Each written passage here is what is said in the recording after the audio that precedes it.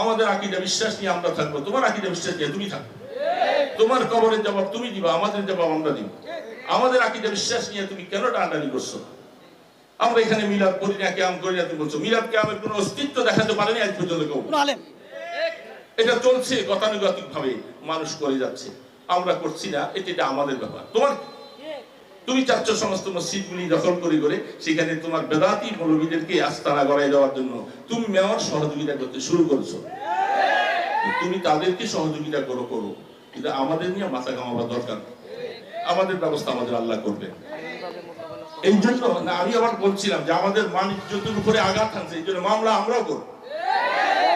তুমি মামলা করেছো, কোর্টটা শুধু তোমার বাবার নয়, কোর্ট জনগণের। আমরাও আমাদের ইজ্জতের উপরে, কেন তুমি আমাদেরকে চুরি মামলা দিয়ে ভালো মানুষকে এইভাবে করে তুমি ঘায়েল করেছো, আমরা তোমাদের বিরুদ্ধে, তোমার বিরুদ্ধে মামলা দায়ের করব। আইন